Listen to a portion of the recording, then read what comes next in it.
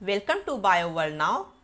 इस वीडियो में हम डिस्कस करेंगे साइंस का चैप्टर नंबर 6 टिश्यू का एनसीईआरटी का in text question answer. Page number 69 का फर्स्ट क्वेश्चन है, what is a tissue? Tissue किसे कहते हैं? Tissue is a group of cells that possess similar structure and organise to perform a specific function. Cells का वो group जिसका structure same होता है और जो ऑर्गेनाइज्ड होकर एक स्पेसिफिक फंक्शन परफॉर्म करता है उसे टिश्यू कहते हैं। जैसे ह्यूमन में मस्कुलर टिश्यू और blood tissue. Muscular tissue body के मूवमेंट में हेल्प करता है और ब्लड टिश्यू फूड, ऑक्सीजन और वेस्ट मटेरियल का ट्रांसपोर्ट करता है। प्लांट में वस्कुलर टिश्यू जैसे जाइलम वाटर का ट्रांसपोर्ट करता है और फ्लोएम फूड का ट्रांसपोर्ट करता है। सेकेंड क्वेश्चन है, what is the utility of tissue in multicellular organism? Multicellular organism में टिश्यू की यूटिलिटी या बेनिफिट क्या है? Unicellular organism are made up of only single cell and that single cell perform all the function of life like intake of food, locomotion, excretion etcetera. Unicellular organism सिर्फ एक single cell से बना होता है और वही एक सेल सभी फंक्शन जैसे इनटेक ऑफ फूड, लोकोमोशन और एक्रीशन परफॉर्म करता है। But multicellular organism are made up of millions of cells. लेकिन मल्टीसेलुलर ऑर्गेनिज्म लाखों सेल से मिलकर बना होता है। मल्टीसेलुलर ऑर्गेनिज्म के बॉडी में सेल्स आपस में ग्रुप बनाकर एक पर्टिकुलर फंक्शन परफॉर्म करता है। सेल्स के इस ग्रुप को कहते हैं टिश्यू। जैसे ह्यूमन में मस्कुलर टिश्यू बॉडी के मूवमेंट में हेल्प करता है, नर्वस टिश्यू मैसेज को कैरी करता है और ब्लड टिश्यू ऑक्सीजन, फूड और वेस्ट मटेरियल का ट्रांसपोर्ट करता है। प्लांट्स में वस्कुलर टिश्यू फूड और वाटर का ट्रांसपोर्ट करता है। इस तरह से मल्टीसेलुलर ऑर्गेनिज्म में स्पेसिफिक टिश्यू एक स्पेसिफिक फंक्शन परफॉर्म करता है। यानी मल्टीसेलुलर ऑर्गेनिज्म में लेबर या वर्क का डिवीज़न होता है। टिश्यू के इस ऑर्गेनाइजेशन के कारण मल्टीसेलुलर ऑर्गेनिज्म के बॉडी में फंक्शन करने की एफिशिएंसी हाई होती है। पेज नंबर 73 का फर्स्ट क्वेश्चन है, name types of simple tissue. यहाँ सिंपल टिश्यू के टाइप्स का नाम लिखना है। सिंपल टिश्यू या सिंपल परमानेंट टिश्यू 3 टाइप के होते हैं। फर्स्ट है पैरेन्काइमा, सेकेंड है कॉलेनकाइमा और थर्ड है स्क्लेरेनकाइमा। सेकेंड क्वेश्चन है, where is apical meristem found? Apical meristem कहाँ पाया जाता है? Apical meristem is found at the growing tip of stems and roots and helps to increase the length of stem and root. Apical meristem stems और roots के growing tip में पाया जाता है और ये स्टेम और रूट की लंबाई को बढ़ाने में हेल्प करता है। थर्ड क्वेश्चन है, which tissue makes up the husk of coconut? Husk of coconut किस टिश्यू से बना होता है?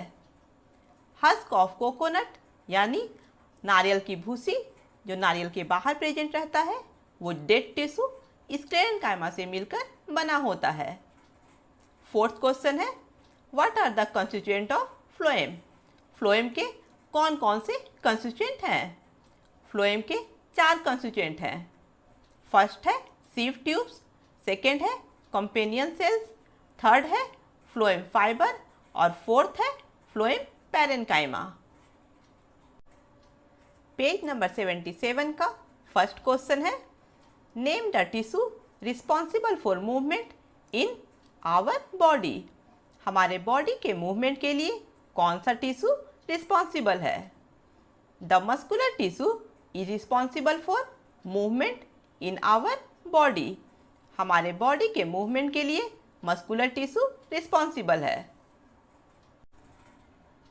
सेकेंड क्वेश्चन है, what does a neuron look like? एक न्यूरॉन कैसा दिखाई देता है? The cells of nervous tissue are called neurons और नर्व सेल। नर्वस टिश्यू के सेल्स को कहते हैं न्यूरॉन्स या nerve cell. Each neuron consist of a cell body with a nucleus and cytoplasm from which long hair like structures emerge। प्रत्येक neuron एक cell body से बना होता है और सेल बॉडी में एक सिंगल न्यूक्लियस और साइटोप्लाज्म प्रेजेंट रहता है। सेल बॉडी से long hair like structures emerge होता है यानी निकलता है। It has many short branches called dendrites and a single long part called axon. इसमें बहुत से छोटे छोटे ब्रांचेस प्रेजेंट होते हैं जिसे कहते हैं डेंड्राइट, और एक सिंगल लॉन्ग पार्ट प्रेजेंट होता है जिसे कहते हैं एक्सॉन। इस डायग्राम में न्यूरॉन के इस पार्ट को कहते हैं सेल बॉडी। सेल बॉडी के अंदर साइटोप्लाज्म और एक सिंगल न्यूक्लियस प्रेजेंट है।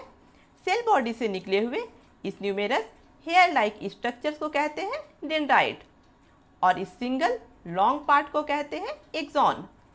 क्योंकि न्यूरॉन में ट्री की तरह ब्रांचेस लाइक स्ट्रक्चर प्रेजेंट होता है, इसलिए एक न्यूरॉन एक ट्री की तरह दिखाई देता है।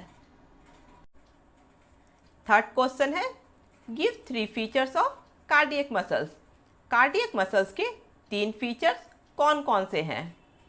3 features of cardiac muscles are, first है they are striated and involuntary in nature.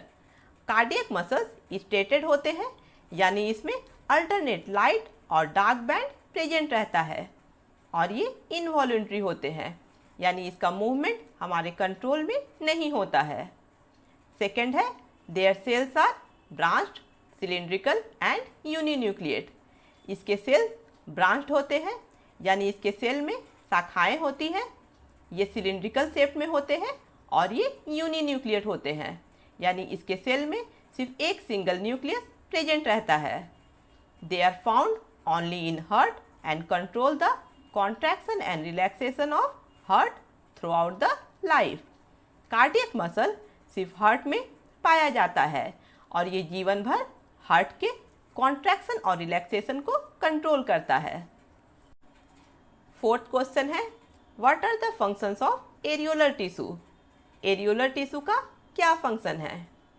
Functions of areolar tissue, they fill the space between organs and connect skin with underlying muscles. ये organs के बीच के खाली जगह को भरता है और ये स्किन को उसके नीचे के मसल से कनेक्ट करता है। They also repair tissue and support internal organs. इसके अलावा ये टिश्यू का रिपेयर करता है और इंटरनल ऑर्गन्स को सपोर्ट करता है।